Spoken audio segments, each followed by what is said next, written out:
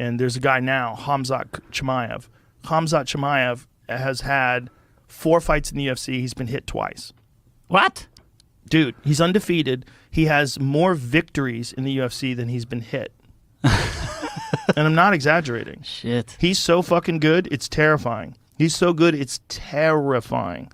He is the future. If he can maintain this standard of performance as he faces stiffer and stiffer competition, and we'll find out very soon because he's fighting Gilbert Burns, who's a world champion jiu-jitsu guy, top of the food chain MMA fighter, a guy who's been in there against Kamaru Usman, a guy who's beaten guys like Damian Maia, a guy who's beaten Tyron Woodley. He's beaten like elite fighters. He's a big step up in competition for Khamzat. But if Chimaev can beat him, if he can beat Gilbert, he's the real deal. And we're going to find out because the competition that he's faced so far has not been anywhere near the level of Gilbert Burns. Gilbert Burns is absolutely elite. He's a fantastic striker. He is as good on the ground as anybody. He's so good. His jiu-jitsu is so top level. His wrestling is excellent. His cardio is excellent. He's a fierce competitor. And he's a world-class fighter. He's like proven world-class competitor. So that's a big fight. And that's coming up next. I think that's in Florida. There's guys that are so good. They're so good that you really don't know who's going to be able to beat them. And with Kamaru, the guy in his division is Khamzat Chimaev. So that's Khamzat Chimaev. Khamzat has 4 fights, destroyed everyone. He's undefeated in his career. I mean, smashed people. See if you can find a highlight of Khamzat. Smashes people. And he's from Chechnya. Yeah. He's a wild motherfucker with his crazy beard. And after the fights, he's like, I kill everybody! I'm going to kill everybody! He's fucking terrifying, man. And the people that train with him said, bro, you've only seen a fraction of what this guy's capable of. Shit. His work ethic is unstoppable. Like, give me a rewind before that.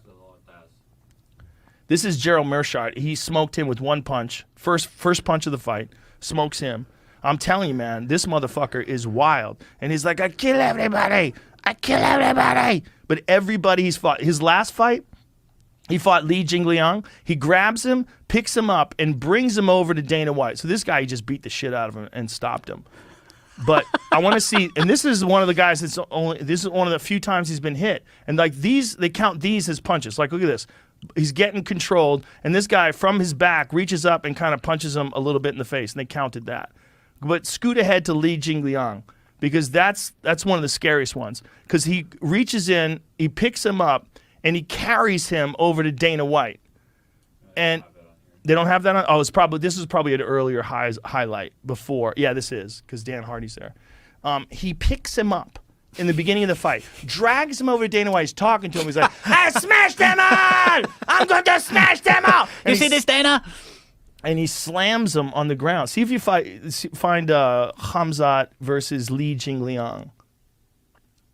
No, just go Li Jingliang.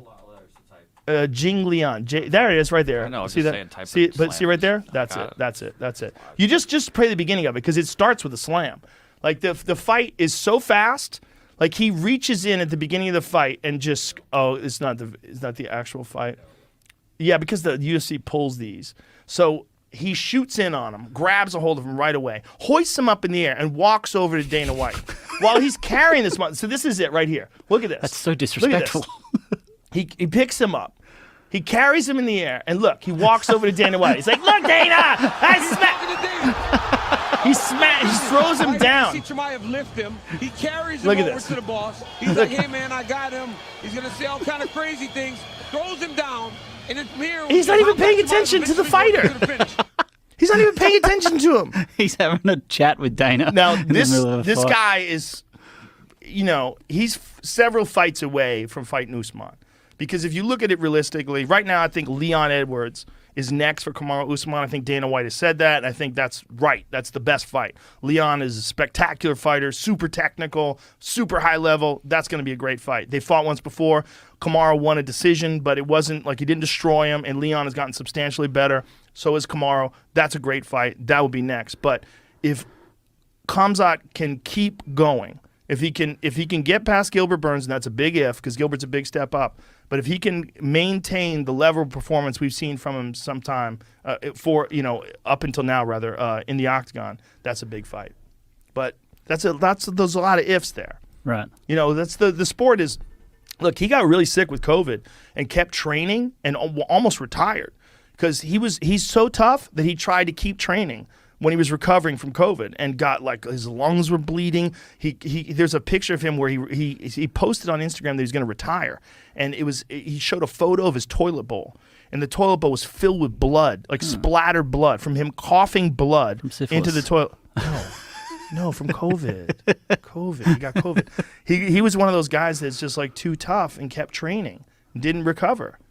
He got COVID and was like, fuck it, I train. Even with COVID, I fucking train. So he kept training while he had COVID, and he was coughing blood up, and it took him a long time. He was in the hospital on multiple occasions. More than one time he was in the hospital for COVID because he would get better. They let him out of the hospital, and he would train again. And then he'd get back in the hospital. They're like, what the fuck are you doing back here again? He wouldn't just recover. So he's just an animal, just a complete animal. Yeah, right. But super technical too, like an elite wrestler, fantastic striker, work ethic second to none. So it's going to take someone like that. He's got to keep going. He's got to beat guys like Gilbert Burns. He's got to beat world-class fighters for him to legitimately have a shot at the title. But if he can keep going, what a story that is. And that would be an epic fight. There's a lot of ifs. Does he have the time? Is he getting old? He's young. He's good. He's young. Huh? How old is Khamzat? I think he's in his 20s. Shit. Yeah. And I think Kamaru is 34. I believe Kamaru's 34. Kamaru's trying to fight Canelo Alvarez. He wants to get that big money fight with Canelo Alvarez, have a boxing match. I mean, I support him in that. I want Kamaru to make $100 million like Conor did with Floyd. So he's 27. Yeah. Amazing. He's a fucking animal, man. And he fights at 185, fight at 170. He doesn't give a fuck. He's a terror. He's a real terror. That guy's really interesting. Yeah. Really interesting. But he's got to face stiffer competition. Colby's nicknames. Yes. So somebody asked him about Khamzat today, and he called him Cum Shot. How dare that? Man, I can't believe that his mother named him Cum Shot. That's such a disgrace, man. It's just the disrespect, man. It's like his mom doesn't even give a shit about him. No, that smart. guy seems scary, though. He's scary as fuck. He's talking to Dana, picking up. Yeah, talking to him. What? Yeah, talking to him. Insane. I come to kill everyone. I kill them all. Insane. Yeah, he's a wild motherfucker. He's so good too. He's good at everything. Yeah.